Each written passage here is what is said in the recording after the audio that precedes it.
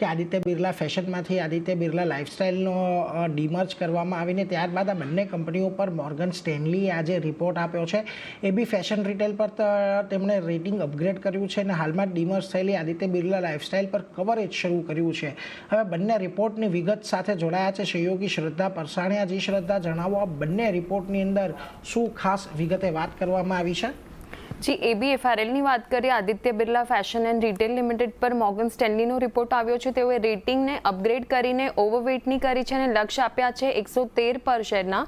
તેઓનું માનવું છે કે કંપની ફંડામેન્ટલ સુધારાની અણી પર અત્યારે પહોંચી છે અને વેલ્યુએશન્સની વાત કરીએ તો એ પણ તેઓને રીરેટિંગ થાય એવી તકો લાગી રહી છે. ભારતમાં જે ઝડપી ધોરણે લક્ઝરી માર્કેટ જે રીતે વૃદ્ધિ પામી રહી છે તે જોતાં જ કંપની માટે પણ એક ગ્રોથની તક બનતી દેખાઈ રહી છે.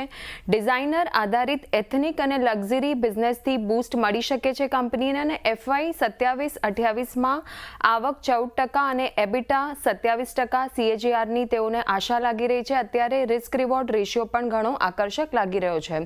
ત્યારબાદ AB લાઇફસ્ટાઇલ બ્રાન્ડ્સ લિમિટેડ પર મોર્ગન સ્ટેનલીનો રિપોર્ટ છે. તેઓએ ઓવરવેટ રેટિંગથી કવરેજ શરૂ કરી છે અને લક્ષ્ય આપ્યા છે 175 પર શેરના. તેઓનું માનવું છે કે કોર લાઇફસ્ટાઇલ અને નવી બ્રાન્ડ્સનું સારું મિશ્રણ છે અને બ્રાન્ડ્સને કારણે ગ્રોથમાં વૃદ્ધિની આશા બનતી દેખાય છે અને FY 25થી લઈને 28 સુધીમાં આવકમાં 10% CAGRની આશા છે અને માર્જિન્સ અને રિટર્ન પ્રોફાઇલમાં પણ તબક્કાવાર સુધારો થશે એવી શક્યતા બનતી દેખાઈ રહી છે અને સતત એક્ઝિક્યુશન્સને પગલે વિસ્તરણની તક બનતી દેખાઈ રહી છે. બંને જ સ્ટોક આપણને સવારથી પોઝિટિવ કામકાજ કરતા દેખાઈ રહ્યા છે.